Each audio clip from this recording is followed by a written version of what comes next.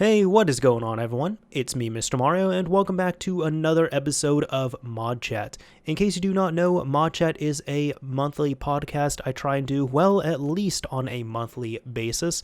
It's available in two different variants. First of all, you can watch it here on the Mr. Mario 2011 YouTube channel, or you can listen to it and take it around like an actual podcast. Simply look up ModChat on your favorite podcasting app or platform, and it should hopefully be there for you to subscribe and listen to in an audio-only form. Before we get too much further into this, for anybody who's checking out the visual, I'm going to do what I did last episode because this is hopefully going to be a quicker one, well, with ModChat standards here, a quicker episode, and this is really just going to be screens that are recorded, so my PS4 right here, as well as my computer screen when we take a look at a few things. So I'm not really going to be coming on camera here, and there's not going to be too much happening visually. Also, just to break the ModChat formula here a little bit, I just do want to come out and say I hope everyone has had a happy new year and you're trying to maximize your 2021 so far. I don't think I'm the only one who really believes this, but I think we can, kind of push the reset button on 2020 and see what 2021 has to offer. If anybody made any resolutions, I hope they're realistic and maybe just something even as basic as don't get sick and survive for the next year. So I'm just hoping everyone has had a good holiday season so far and we can get on for some more positive stuff for the rest of the year. Now, I did finish out last year with ModChat talking about the 7.02 jailbreak being released for the PlayStation 4. And what do you know, we might have another jailbreak coming here sometime soon in the form of 7.55, because TheFloW returns yet again with a new kernel exploit. As I always do, I'm going to have the links for what I'm discussing down below in the description of the YouTube upload, but we're going to take a look at this quick article on wololo.net stating that hacker TheFloW discloses kernel exploit for firmware 7.55. Now, just a quick recap and to get people up to speed here. Now, for anybody who does not know, TheFloW is the gentleman who released the kernel exploit which has been used for the last two jailbreaks. He ended up releasing a kernel exploit, or disclosing it, we should say, to be accurate here, which worked on firmware 6.72 as well as firmware 7.02, which is how we were able to get those two jailbreaks. And it looks like he strikes yet again here. So let's go ahead and get into it. As stated here, hacker TheFloW has disclosed today a PS4 exploit for firmware 7.55 via Sony's bounty program on HackerOne. A few PS4 scene members are saying the exploit might be compatible with firmware 8.00 as well, but that needs to be confirmed. Actual usable proof of concept files have not been released yet for the exploit. Al-Azif mentions that the exploit itself was already revealed back in July by Google's security team. However, that version is not specific to the PS4. Once ready, the exploit will most likely be associated with the WebKit exploit revealed back in December. And that probably means a PS4 jailbreak is coming in the days to come for 7.55 owners. There is no publicly usable file for this exploit at the moment. The HackerOne page is a limited disclosure and does not seem to provide the proof of concept files, while Google's GitHub has a file that probably needs to be significantly adapted to run on a PS4. That GitHub link might be better starting point for hackers with the skills to turn this into an actual PS4 kernel exploit usable by end users. In parallel, for those who manage to work on the exploit and push it forward, Al-Azif has published a few payloads that are supposed to work with 7.55, thanks to keys provided by an anonymous friend of, I'm going to try and say this username out loud, ZikoShao, I believe. You're still following? Stay tuned on this. I'm sure things will move quickly on this exploit as they usually do. So let's go ahead. We're going to hit a few of these links and we're going to just unpack this. I'm going to give kind of my thoughts, feelings, and some explanations on this as well too. So first of all, yes, this is available on the HackerOne page. And for anybody who does not know, we can even check this out real quick. HackerOne is essentially a bug bounty program that you are able to submit bugs to, and there's many big companies that use it. Nintendo has a HackerOne program, PlayStation has a HackerOne program, and you can see right here that PlayStation themselves are offering rewards for PlayStation 5 exploits, PlayStation 4 exploits, and PlayStation Network exploits. And they pay anywhere from as little as $100 to as high as $50,000, depending on how critical of an exploit it is and what platform you are describing this for. Now, I bring this up here because we've actually looked at this page before. It was in the episode where I talked about the 6.72 jailbreak, or the kernel exploit itself, for 6.72 up to 7.02. And the cool thing is, you can actually see this here because, first of all, if you submit an exploit to HackerOne and it is taken and you get the reward, it's typically kept private. However, if the person submitting it wants to have it disclosed, they can ask for a public disclosure, and then the company they're working for can choose to disclose it if they want to, which last time around, Sony ended up choosing to allow disclosure of the kernel exploit that we most recently had, which again is why we have the 6.72 and 7.02 jailbreaks. Now, I've already gone through this page before, but the cool thing is, just right here in the summary, there is one attachment called exploit.c, which this is the exploit code itself, which people have used, studied, looked at, implemented, and we are currently using for the 2 jailbreaks that are out. Now, I'm going back to this because this was disclosed in full. However, you're going to see that the latest one, this one was reported July 26th of 2020, and it was disclosed publicly on January 12th, 2021, so 2 days before this episode goes live and releases to everyone. However, you're going to notice that it has disclosed limited visibility here, meaning that unfortunately, if we look at this here, there is no actual exploit code which has been released and attached to the actual disclosure itself. However, let's just read the summary here. Now, I am going to say I am not a reverse engineer, I'm not a developer by any means, so a lot of this is going to go over my head here, but I'm just going to read this summary as is. Summary: memory corruption can be achieved by sending fragmented IPv6 packets to loopback interface due to poor and inconsistent use of IP6_EXTHDR_check. That same macro can free the mbuff if the packet is sent to a loopback interface. The fact is not considered in dest6_input parentheses, frag6_input parentheses, and more. For example, in dest6_input parentheses, the double pointer is not updated, and there's a little snippet of code here. Hence, what's parsing next headers, the mbuff can be freed once again, leading to a double free, which behaves like a use after free when we allocate mbuffs again. Normally, this path would not be triggerable, because sending to loopback interface requires sock_raw root privileges. However, for some reason, on the PS4 sock_raw, sockets can be opened in the WebKit process. Attached is POC.c, which must run with root privileges on a free BSD9 machine. It demonstrates being able to escalate privileges to kernel. Attached is also PS4.c, which is slightly adjusted to work on the PS4. You'd need to add includes, etc. to be able to compile it with your official SDK. I compiled it with a custom framework. The reliability of POC.c is very high, around 80%, whereas PS4.c is not very high, I guess around 20%. Now, the impact here, in conjunction with a WebKit exploit, fully chained remote attack can be achieved. It is possible to steal/manipulate user data, and you can dump and run pirated games, which is why this was paid out to the form of a $10,000 bounty. Now, the interesting thing on this as well, too, is that this was, as stated in that Wallow article and pointed out by Al-Azif, this was actually disclosed publicly from what I see on Google's security research GitHub page. Right here, XNU, multiple IP6_EXTHDR_check, use after free/double free vulnerabilities.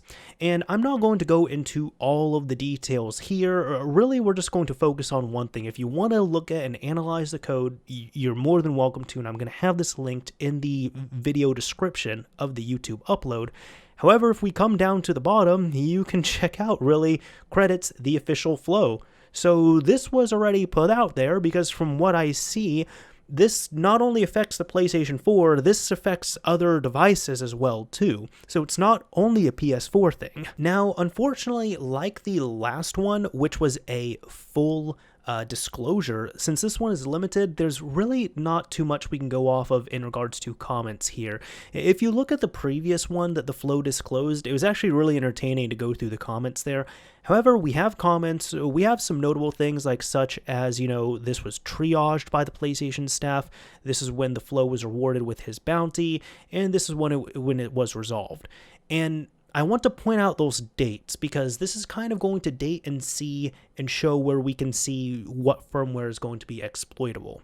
Because there was some confusion at first. When this first came out, when this was first publicly disclosed, people were saying this works up to firmware 8.00. However, even though Wololo did point out 7.55, I want to go into some more depth about that, and I described that on Twitter as well too. If anybody's followed me on Twitter, that actually gained a bit of traction, and you might have seen what I was talking about already, but let me explain a bit more detail here. Alright, so first of all, TheFloW Zero reported this to PlayStation on July 26th of 2020. Now let's take a look at what the most current firmware version was at that time. Here I'm going to be referring to ExtremePS3.com and their PS4 firmware history guide. So let's just go over to firmware 7.51, and as you can see now, even though this is not official, I would say this is still trustable, and even if it's not the most accurate in terms of dates, we get a really good estimate here. So at the time here, 7.51 had released on May 27th of 2020. 7.55, we're going to take a look at this, ended up releasing on August 26th of 2020. So keep that in mind. If TheFloW was submitting this for the latest system firmware version, which he really would have had to in order to get that bounty, it would have been on 7.55. I suppose it also could have been on firmware version 8.00, the beta of it, but we'll have to take a look and see at that. So let's just say it's not going to be 8.00 full, but it's going to be either 8.00 beta or 7.51. So now that we have that, again, on July 26th, this is when it was submitted. And on August 4th, that is when PlayStation decided to triage this. And on August 11th, that is when TheFloW was paid out the $10,000 bounty. Now we're going to go a little bit further because it was August 11th, August 12th, there was a comment that was posted, and nothing happened here until October 15th, when PlayStation had come in and said they need new info for whatever reason. And eventually this, I guess, was provided, and then this was all closed, and the report changed to resolved on October 19th. So we're looking at October at this point. So now with all those dates in mind, let's go to the actual full 8.00 release, and check this out. System Software Update 8.00 came out on October 14th of 2020. And if we refer back to this here, PlayStation did not get back until October 15th. So October 18th, TheFloW changed the status to new, and on the 19th, this was marked as resolved. And this here happened quite quickly. So I don't have the full, the full context here, unfortunately, because we can only see a comment was posted, a comment was posted, a comment was posted. However, this looks to be similar to what happened prior. What I believe probably happened, and I'm using my educated guess on here, it looks like to me that TheFloW submitted this with either 8.00 beta or the 7.51 firmware. 7.55 ended up releasing, and this was still a vulnerability that was in there, and the vulnerability was not fully patched until 8.00, when at that point it was marked as resolved. And the reason why I'm saying that is because that's actually what happened prior. So if you look at the previous full disclosure that came out from TheFloW, it says right here on March 24th, I have chained a kernel exploit with a public WebKit exploit on firmware 6.72, hence I know that it is reachable from WebKit Sandbox. For 7.02, I don't have a WebKit exploit myself. I have obtained a kernel dump from an anonymous person and reverse engineered the affected component and verified that it was still unpatched. So we can see right here, this is why this exploit was submitted, the original one, the first one that came out. It was submitted for 6.72. It was confirmed to still be vulnerable in 7.02, and then it was patched after 7.02, and that's what I believe happened here. Now, that is why I'm saying here, based on the comments and really just the metadata of them, I believe, and I'm not going to be able to really fully see this unless this is fully disclosed here, but to me it looks like this was tested and submitted on 7.51, it was still vulnerable in 7.55, and it did not get patched until 8.00, meaning that to me here, it looks like, and to others who've looked at this, it looks like this is going to be a 7.55 kernel exploit. And just like what I spoke about in the previous episode talking about the 7.02 jailbreak, the current WebKit exploit, which is being used for the 7.02 jailbreak, could actually still work for this, because the WebKit exploit, which is out right now, works up to 7.55, meaning that if the kernel exploit works on 7.55 and the WebKit exploit works on 7.55, they could be chained together through a whole lot of effort. They could be chained together to create a jailbreak, and therefore we would have a 7.55 PS4 jailbreak. Just wanted to add this in while editing here, but real quick, I also wanted to address two common questions or kind of issues that I see here, and I'm just saying this is on Twitter, this is all friendly, and I don't want to put anyone on blast because these were good questions in my opinion here, but when I had really talked about this, there were two things that were mentioned. First of all, somebody had ended up asking, all these exploit bug reports by TheFloW to Sony all seem like payback to the PS4 scene, and in short, without really getting too far into it, it's just TheFloW wasn't too impressed and was kind of disheartened as to how he was really treated when he was briefly in the PS4 scene. From what I recall, he had ended up announcing a kernel exploit and was pretty quiet on it for a while, and a lot of people who were,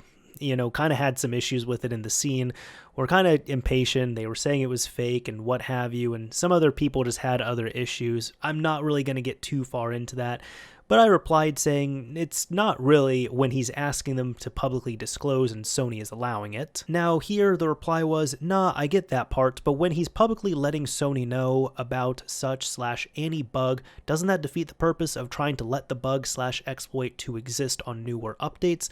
Letting them know about it is more likely to get it patched, right? Isn't that what the scene don't want? And at that point, I replied and said, the scene prior to this has only been releasing jailbreaks on outdated firmwares after the exploits are patched. Keep it offline, less issues that way. And I believe that's how it should be, and I'm in support of that personally. So yeah, for anybody who usually asks here, why don't these jailbreaks work on current firmwares, on the most modern firmwares, on a online firmware? This is all done on purpose. The people who are working on these, who want to release everything, they don't want PlayStation Network tampered with or ruined. So this is all kept offline on purpose. There's just less issues with that overall. Secondly, there was another person who had asked, what's bugging me is, as far as I know, TheFloW hates pirates and the PS4 scene as a whole. So why does he care to disclose not 0 but 2 exploits? To which I had replied here, don't look a gift horse in the mouth. And I wanted to come back to this here because I was thinking of this today just kind of idly, and one scene I had thought of, it was from a show I'm sure many people have watched called Breaking Bad, and there's going to be a small spoiler here, alright? I'm going to try and keep it general, but if you've seen the show, you probably know what I'm talking about, because I've always thought of this scene from time to time, and it really sticks out to me.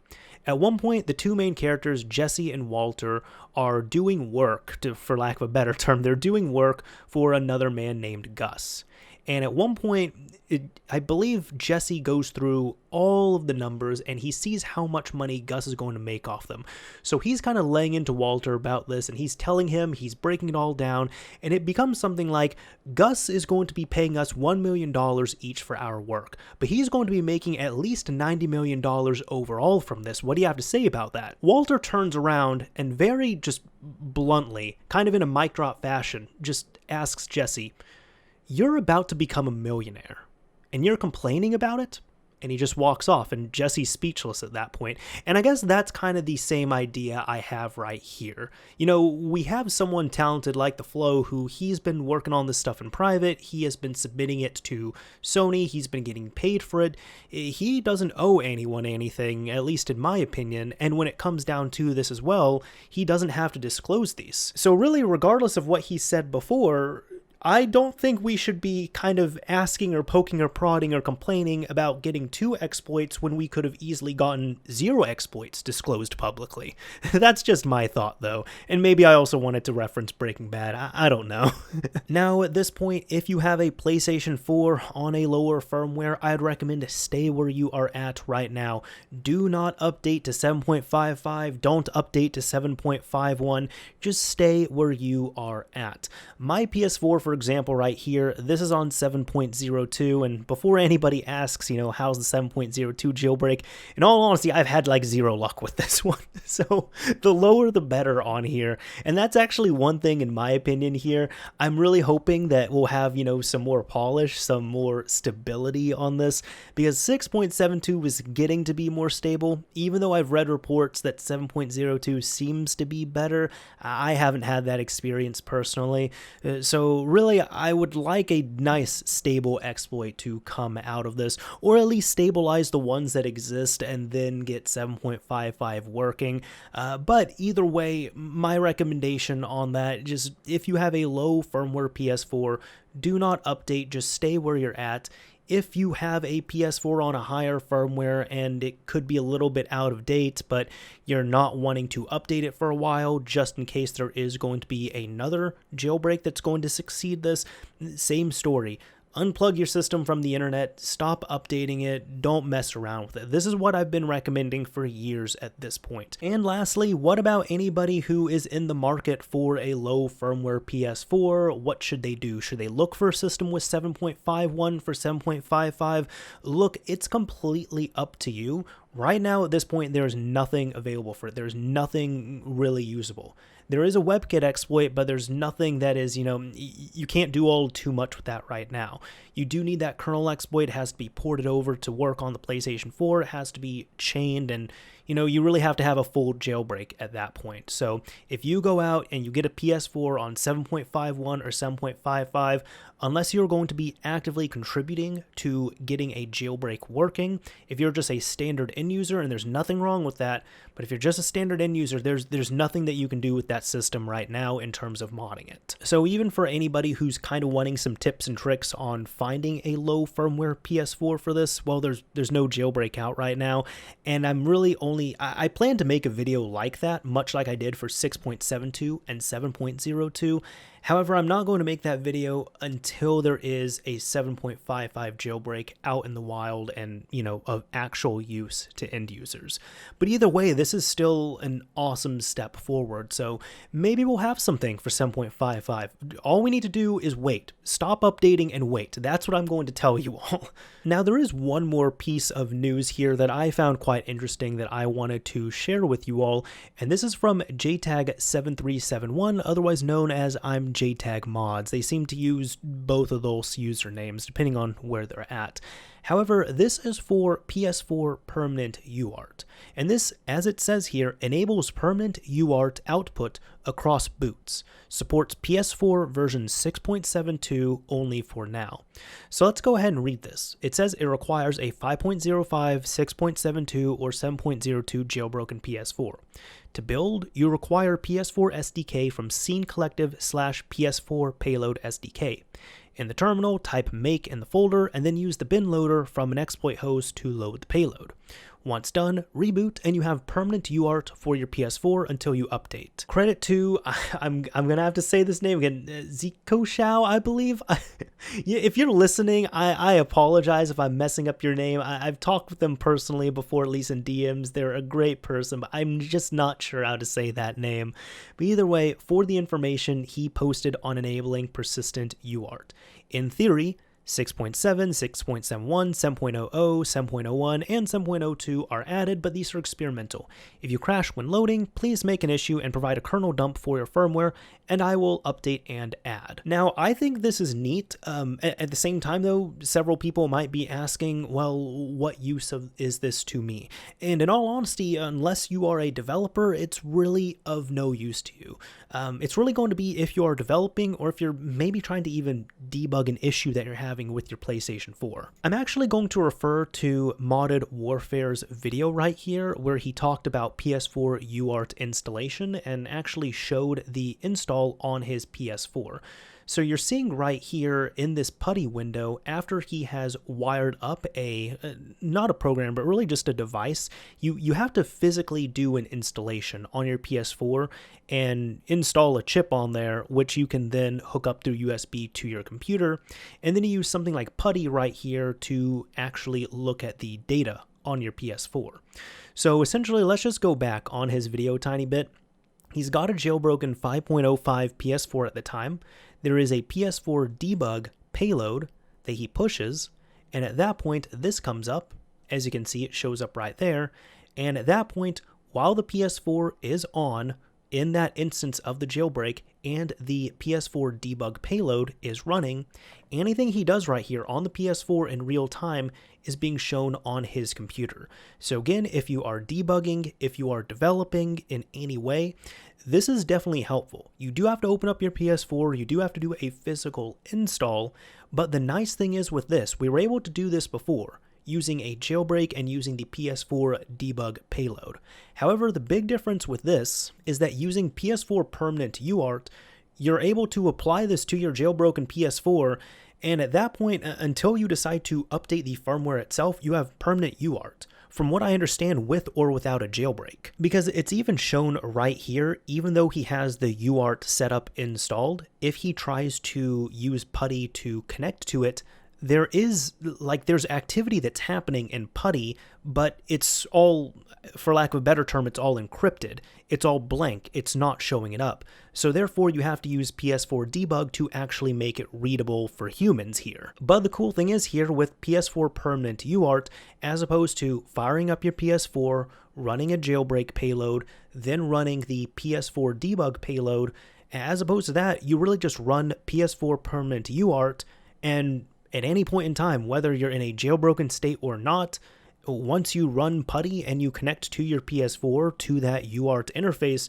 you're able to get permanent UART debug output, which is really awesome to see. So there we go. That's about it for this episode of ModChat. Hopefully you enjoyed it. Hopefully you all learned something pretty cool. And for anybody who is looking forward to getting a possible jailbreak on a newer firmware, and you have a lower firmware PlayStation 4 sitting around, again, just as a reminder, make sure you disconnect that thing, unplug it from the internet, and stop updating it, and just be a little patient. Now, as I do at the end of these episodes, I do like to pick a keyword of some kind. So how about phone? I had to look around at my desk here, but if you use the word phone in the comment of the YouTube upload of this episode, I will know you made it to the end of this episode of ModChat. Anyways, again, that is about all I have to say. This is Mr. Mario signing off. Thank you all for listening and watching, everyone, and until next time.